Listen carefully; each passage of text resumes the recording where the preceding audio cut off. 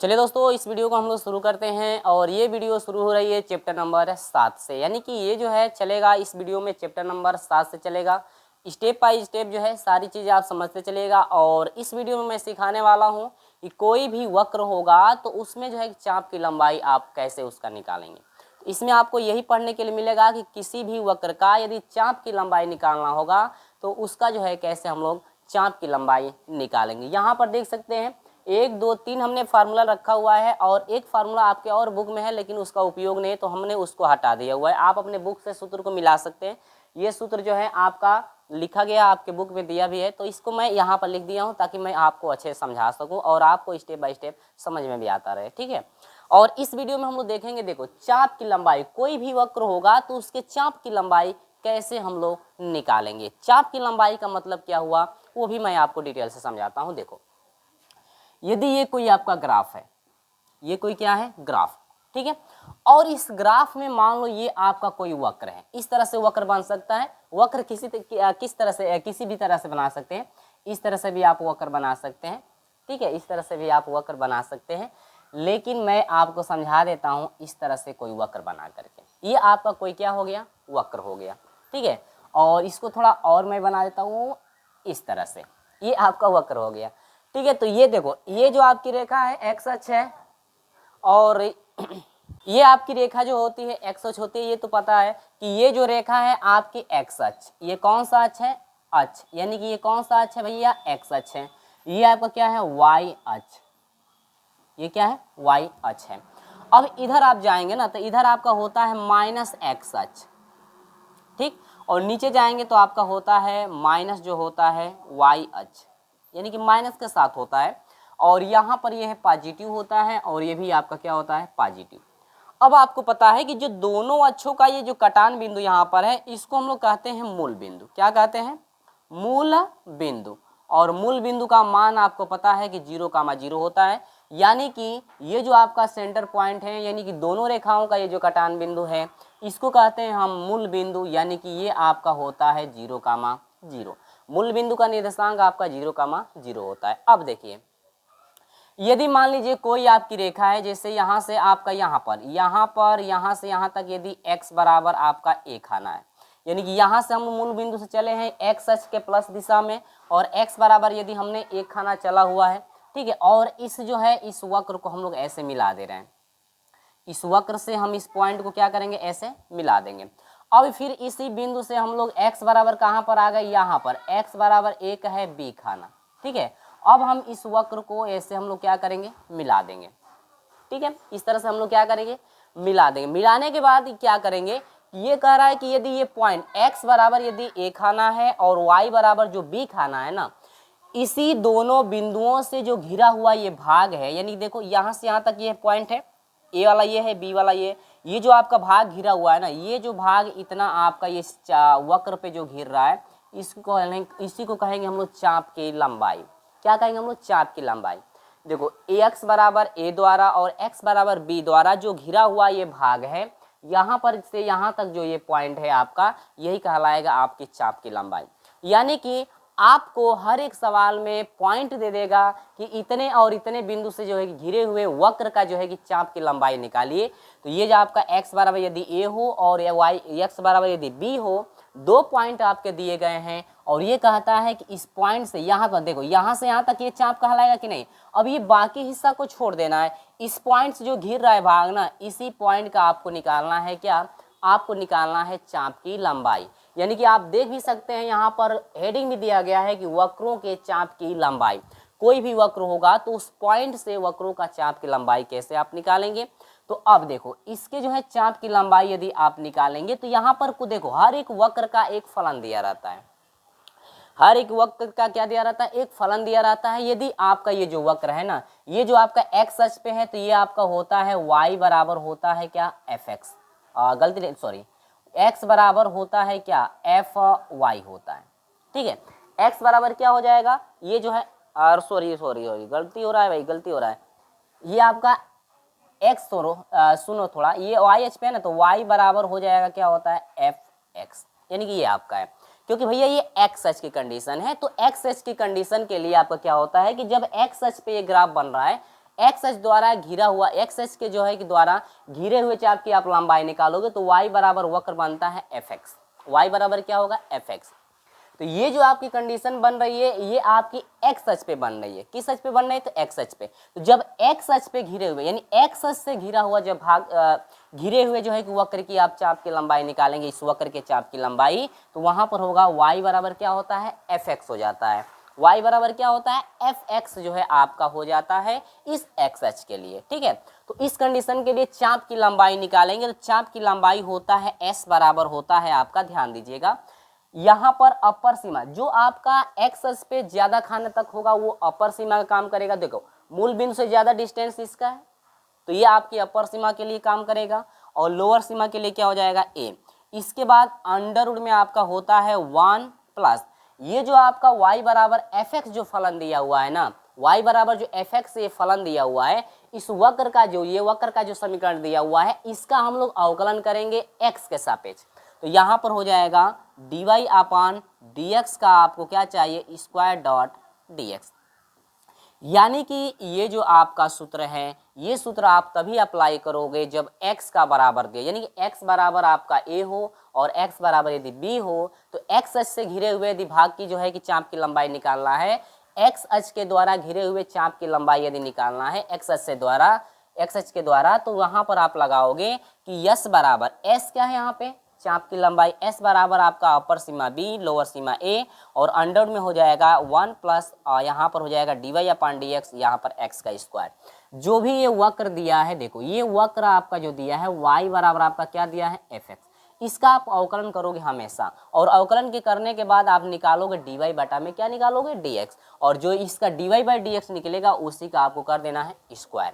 तो अब देखो मैं इस सूत्र को समझा देता हूँ, यहाँ पर यही सूत्र आपका लिखा गया है। देखो करें यदि x बराबर a और x बराबर b के बीच दिए गए वक्र, एक वक्र दिया गया है इनके बीच, वक्र दिया है y बराबर एफ एक्स दिया है, तो देखो हम y बराबर एफ एक्स लिख दिए। ये x अक्ष की कंडीशन के लिए है, y बराबर एफ एक्स होता है कि बीच की लंबाई यानी कि चाप की लंबाई यानी चाप की लंबाई की कंडीशन है, केवल लंबाई में लिखा हूं, यहाँ पर लिख सकते हैं इतने की चाप की लंबाई, इतने के चाप की लंबाई आप जोड़ सकते हैं, यहाँ पे कोई आपको दिक्कत नहीं। चाप की लंबाई s बराबर आपका हो जाएगा अपर सीमा b lower Seema a under में आपका हो जाएगा 1 प्लस कोष्टक में dy अपान dx का होल स्क्वायर डॉट dx।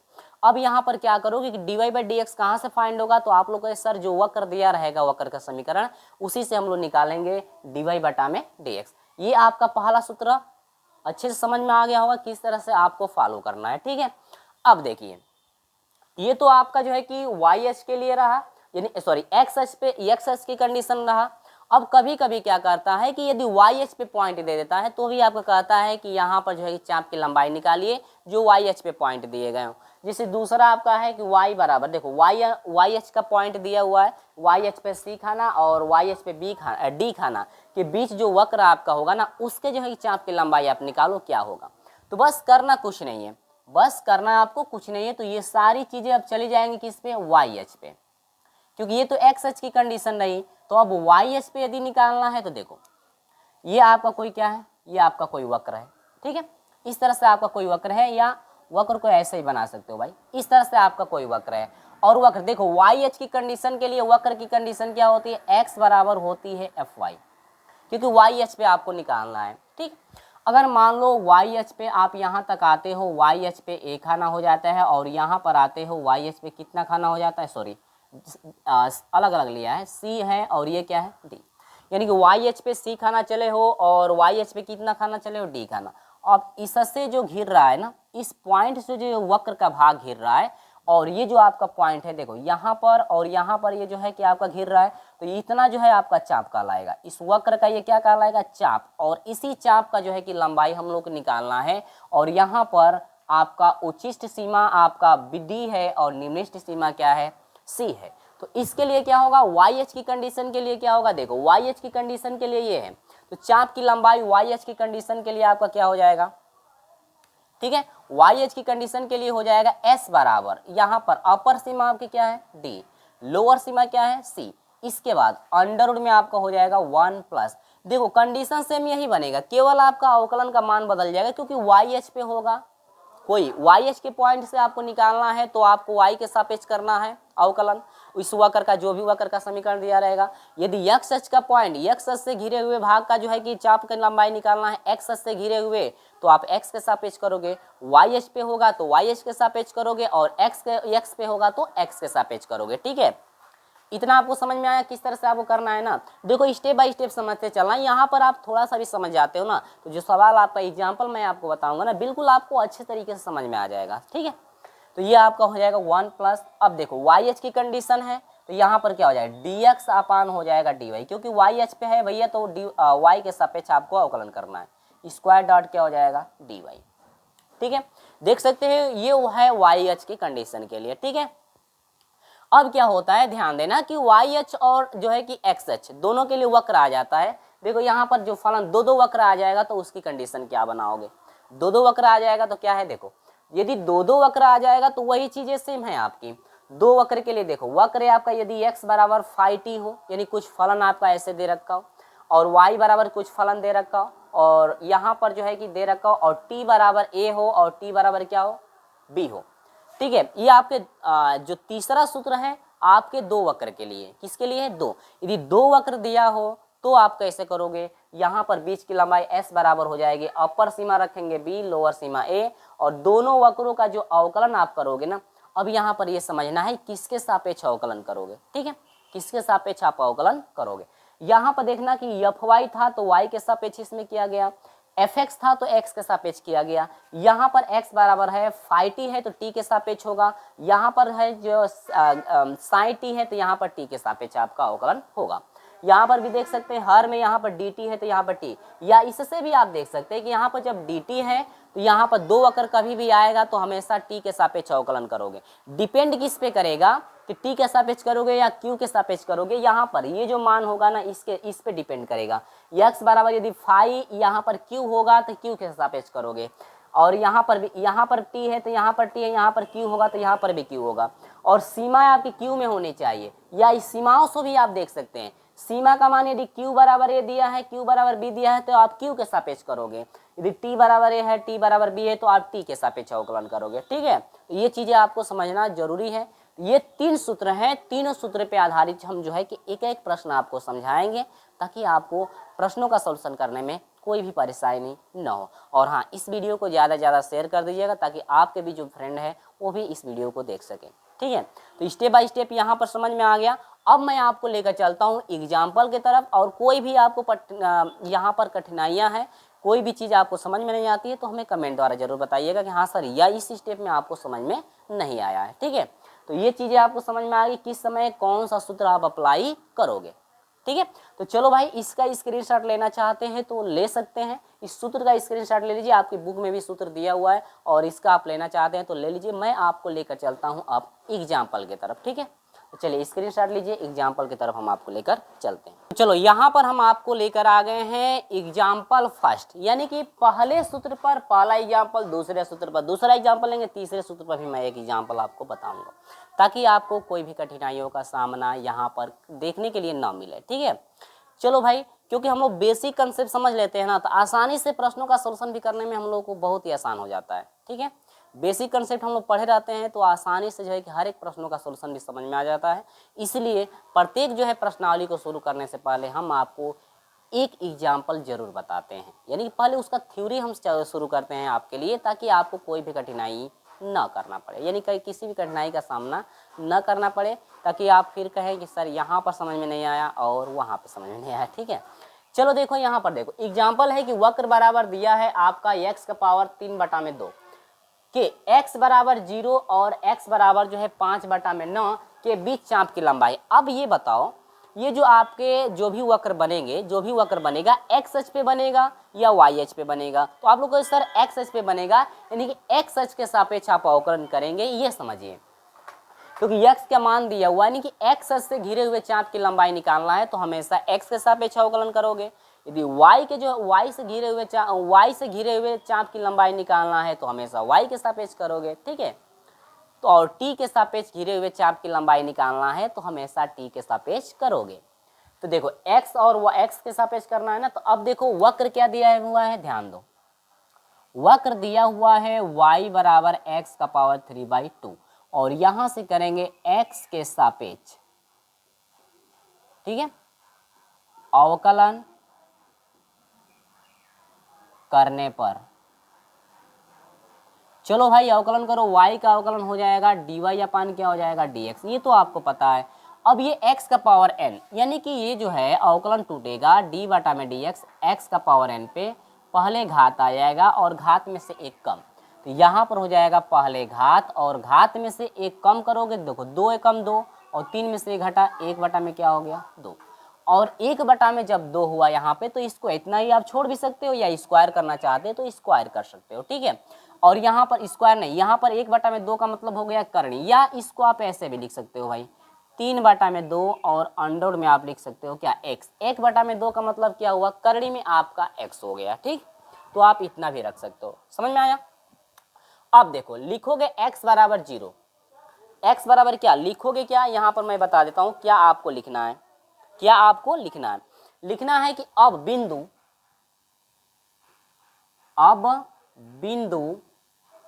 देखो भाई एग्जाम में नहीं लिखोगे ना तो एग्जाम ना नंबर काट भी देगा। अब बिंदु x बराबर 0 और x बराबर 5 बटा में 9, अब बिंदु x बराबर 0 और x बराबर 5 बटा में 9 के बीच चाप की लंबाई,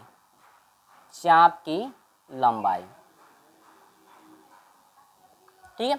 देखो मैं लिख करके इसलिए समझा देता हूं आपको ताकि आप भी लिखने का तरीका समझ जाए किस तरह से आपको लिखना है, ठीक है। नहीं तो यहाँ पर हम भी यस बराबर करके डायरेक्ट लगा सकते हैं। तो यस बराबर आपका क्या होता है चाप की लंबाई, एस बराबर हो जाएगा समाकलन। ये बताओ ऊपर वाला यानी कि x की कंडीशन वाला लगाओगे या y की कंडीशन वाला, तो आप लोगों को सर x की कंडीशन हम लोग लगाएंगे क्योंकि x के फॉर्म में दिया हुआ है। तो यहाँ पर अपर सीमा क्या हो जाएगा 5 बटा में 9, लोअर सीमा क्या हो जाएगा 0, ठीक है। मैं पहले देख लूँ भाई कटा नहीं है, ठीक है। अच्छे से भाई स्टेप बाय स्टेप आप समझ लो, अच्छे से स्टेप बाय स्टेप आप समझते चलिएगा ताकि आपको कहीं भी डाउट ना देखने को ले मिले, ठीक है। तो थोड़ा एडजस्ट कर लीजिएगा, ठीक ना, थोड़ा सा दिख रहा है इधर इस साइड थोड़ा सा कट रहा है, कोई बात नहीं, आपको दिख रहा होगा पूरा बात। अब यहाँ पर देखो अंडर में सूत्र हो जाता है कि 1 प्लस आपका होता है dy अपान dx का स्क्वायर, ठीक।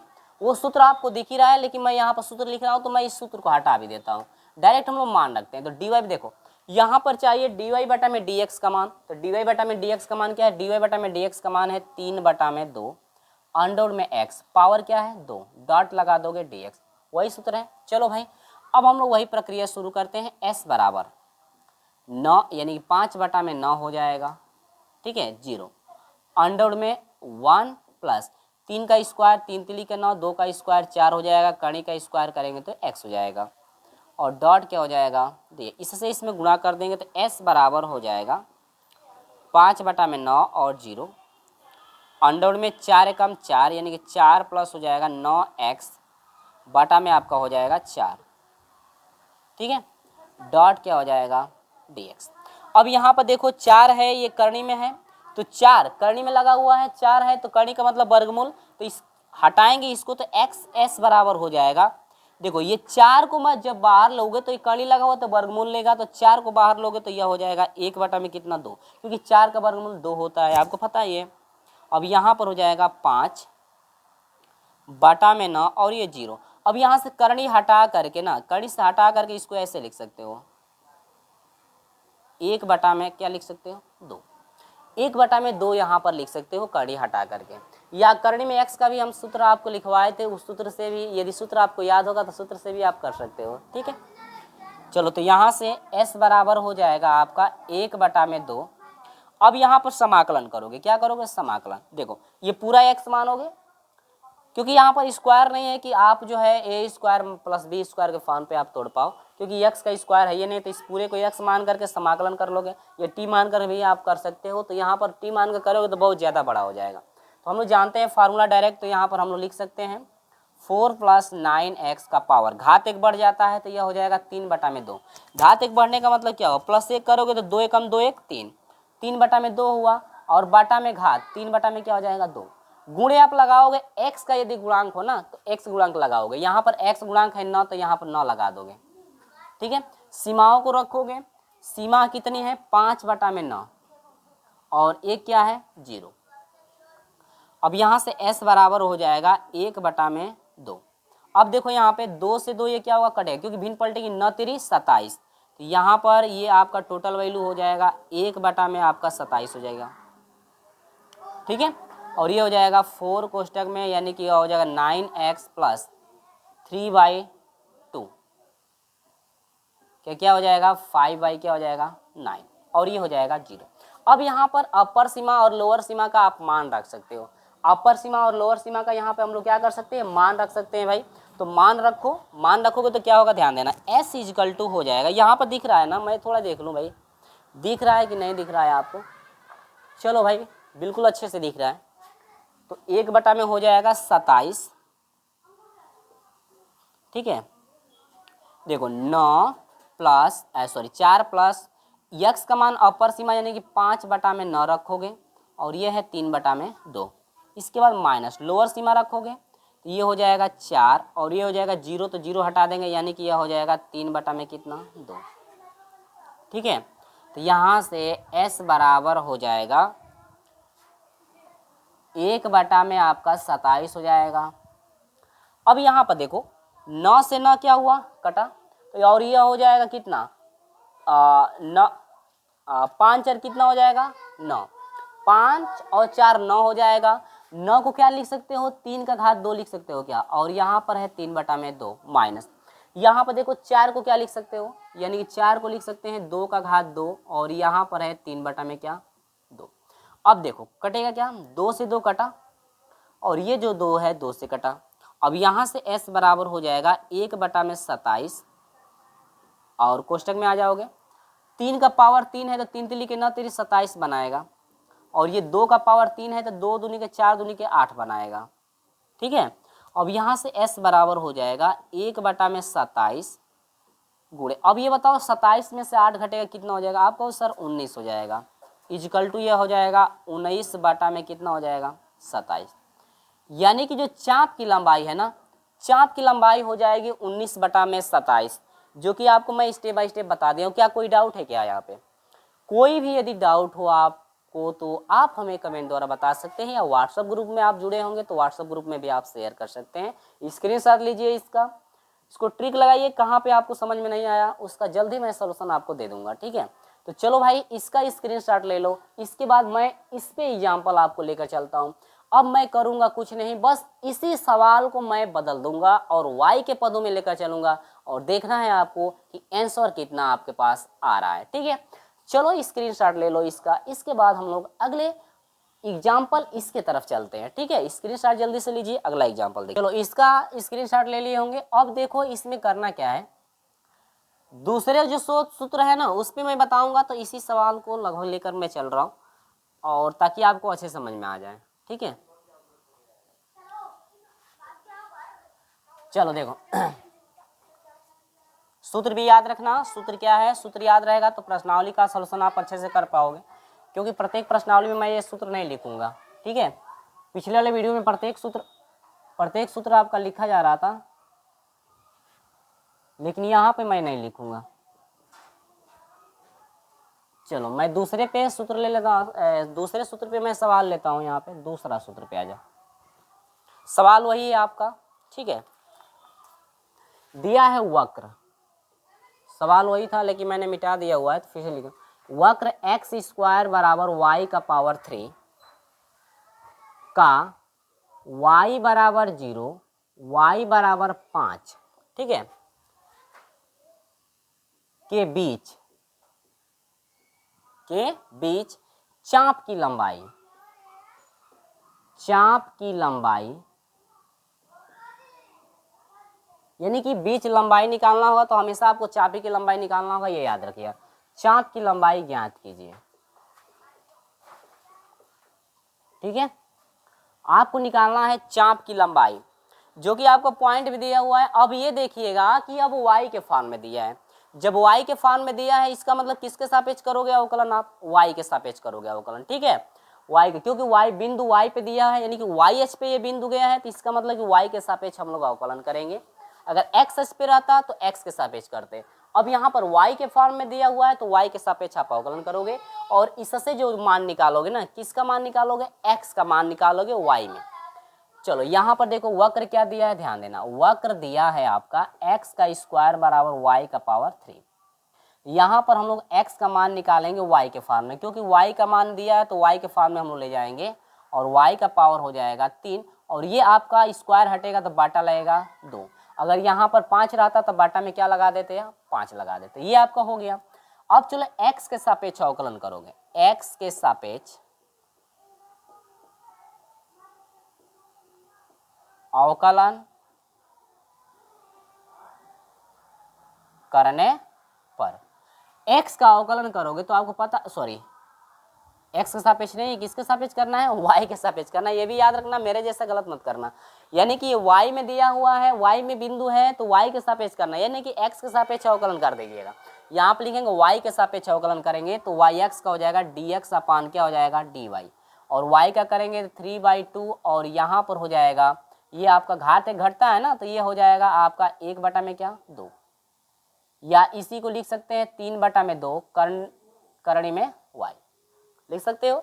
अब देखो बिंदु, अब बिंदु इतने इतने से घिरे, बिंदु इतने इतने के बीच के चाप की लंबाई ऐसे लिख करके निकाल सकते हो ना, ठीक है। चलो लिखो, यहाँ पर लिख लेते हैं हम लोग, लिखेंगे कि अब बिंदु y बराबर 0, y बराबर 5 के बीच चाप की लंबाई, ठीक है, चाप की लंबाई, इस बिंदुओं के बीच चाप की लंबाई निकालना है तो s बराबर हो जाएगा, देखो अपर सीमा कितनी है? 5, लोअर सीमा आपकी 0 है, अंडर में y के सापेक्ष न हुआ है तो यह हो जाएगा 1 प्लस y वाला फॉर्म क्या है आपको? dx अपान dy चाहिए, ठीक, का स्क्वायर डॉट क्या चाहिए? dy। तो देखो dx अपान dy का मान ये आया है, तो यहाँ पर इसको हटा करके लिख सकते हो 3 बटा में 2, और अंडर में क्या लिख सकते हो? y, और s इजिकल टू हो जाएगा 5, और ये हो जाएगा 0, अंडर में आपका हो जाएगा 1 प्लस 3 का स्क्वायर 9 हो जाएगा, 2 का स्क्वायर 4 हो जाएगा, और कर्ण में y का स्क्वायर करोगे तो y हो जाएगा डॉट क्या हो जाएगा? dy। देखो वही सेम चीज़ें आ गई ना, यहाँ पे वही सेम चीज़ें आपकी यहाँ पे आ चुकी है, वैसे ही हो रहा है यहाँ पर भी। अब यहाँ से s बराबर हो जाएगा, देख 5 0, अंडर में देखो 4 से इसमें कर दोगे तो यह हो जाएगा 4, ठीक है, प्लस 9y पूरे का बट्टा हो जाएगा 4 डॉट dy हो जाएगा, ठीक है। अब देखो यहाँ से s बराबर हो जाएगा आपका 4 है ना करणी के अंदर, तो 4 को बाहर भेजोगे तो 2 बनेगा, आपको पता अभी मैं बताया हूँ, तो यह हो जाएगा 1 बटा में 2, 5 और 0, और ये करणी में हो जाएगा 4। अब ये बताओ ये करणी हटाओगे तो क्या लिखोगे? इसको लिख सकते हो ऐसे ना, 4 प्लस 9y का पावर हो जाएगा 1 बटा में क्या? 2 डॉट dy, इतना आप लिख सकते हो। अब यहाँ पर देखो जब इसका समाकलन करोगे तो s बराबर हो जाएगा 1 बटा में 2, समाकलन करोगे तो अभी हम लोग समाकलन किए थे, यानी 4 प्लस 9y होगा, पावर हो जाएगा 3 बाई क्या? 2, और बाटा में हो जाएगा 3/2, ठीक है, और ये हो जाएगा 5, और क्या हो जाएगा? 0। बाटा में x का गुणांक होता है, सॉरी y का गुणांक होगा, तो y का गुणांक कितना है? 9। अब यहाँ पर देखो 3 से 3 क्या करोगे? कटा दोगे, तो 9 3 27 हो जाएगा, यानी कि s बराबर हो जाएगा 1 बटा में 27, ठीक है। अब यह हो जाएगा 4 प्लस 9y का पावर 3 बटा में 2, और यह हो जाएगा 5 और 0, ठीक है ना। अब यहाँ पर सीमा का मान रखो, s बराबर हो जाएगा 1 बटा में 27, सीमा का मान रखेंगे तो यह हो जाएगा क्या, देखो 4 + 9 गुणे आपका हो जाएगा 5। x का मान अपर सीमा 5 है तो 5 रखना है, और यहाँ पर हो जाएगा 3/2। अब यहाँ पर माइनस कर दोगे लोअर सीमा के लिए तो यह हो जाएगा 4 + 9 गुणे 0 हो जाएगा, और ये हो जाएगा 3/2। दोनों मान रख दिया गया यहाँ पे। इसके बाद s बराबर हो जाएगा 1/27।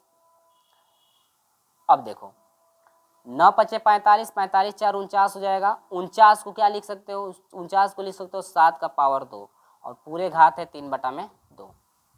और ये हो जाएगा 0, और ये हो जाएगा 4।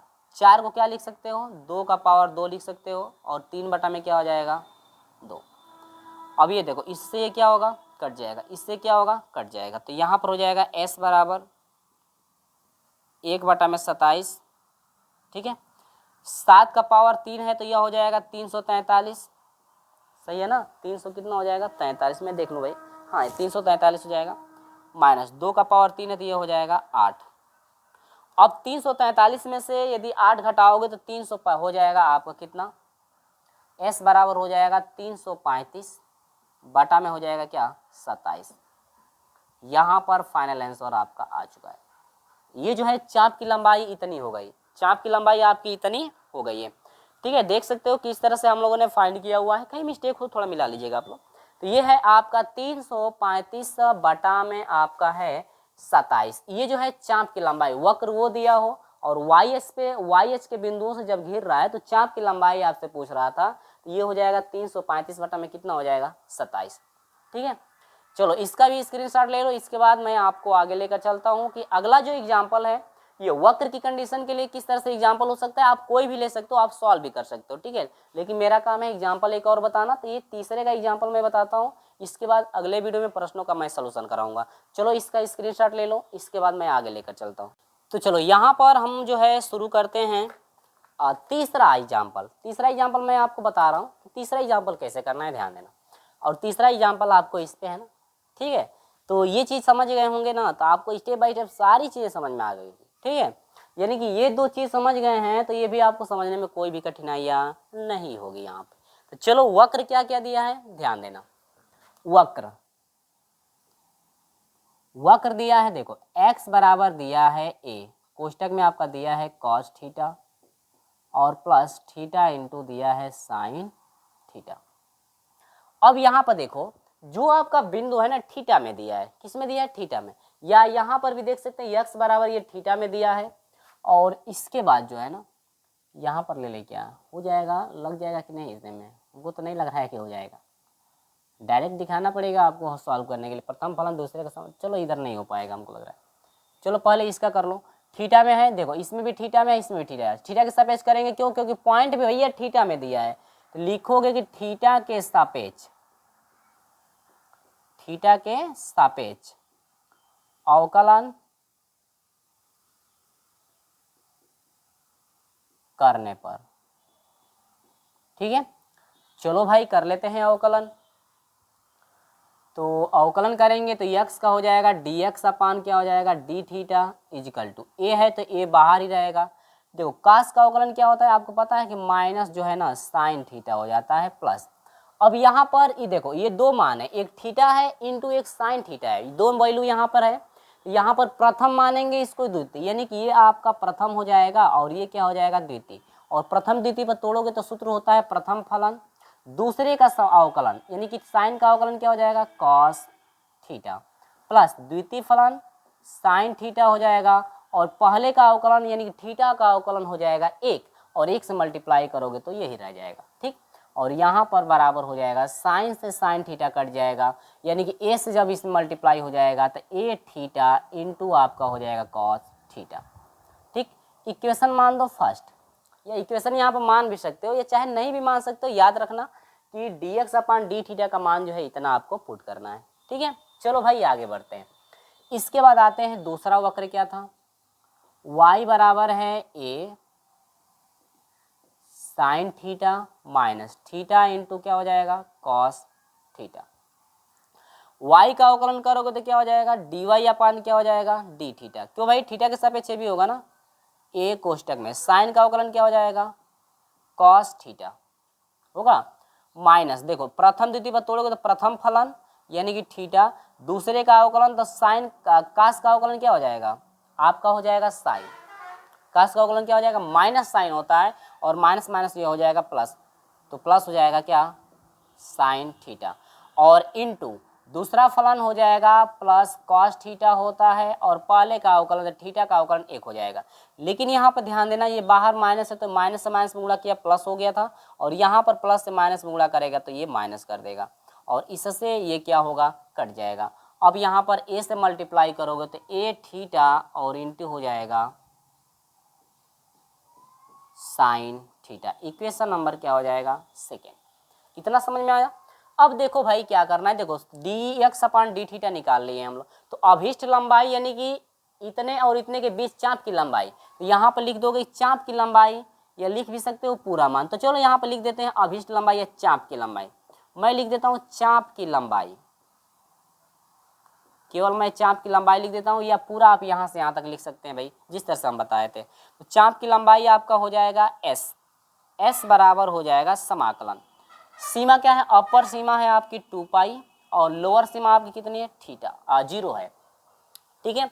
सूत्र क्या है, ध्यान देना, सूत्र आपका ये है कि dx अपान dt का मान चाहिए, dt में था तो dt का मान चाहिए, और थीटा में साथ था तो dx अपान d थीटा का मान। देखो थीटा के में था ना, dx अपान d थीटा का मान चाहिए, जो कि dx अपान d थीटा का मान जो है आपका ये है, तो यहाँ पर हो जाएगा a थीटा इंटू आपका है cos थीटा का क्या स्क्वायर, प्लस दूसरा आ जाइए dy अपान dt, dy अपान dt का मतलब क्या, y वाला मान होना चाहिए ना, dy अपान d थीटा हुआ, dt का मतलब d थीटा ना, तो ये इसके जगह पर आप ये रख सकते हो, यानी कि a रख सकते हो a थीटा इंटू लिख सकते हो आप साइन थीटा का क्या स्क्वायर, इंटू आपका हो जाएगा d थीटा। क्यों भाई, पता है ना कि t में था तो t लगाए हैं, थीटा में होगा तो d थीटा लगेगा। अब ये मत कहिए सर मुझे समझ में नहीं आया, ठीक है। अब देखो चलो भाई आगे बढ़ते हैं, क्या होगा ध्यान देना, s बराबर हो जाएगा 2 पाई, s बराबर क्या हो जाएगा 2 पाई,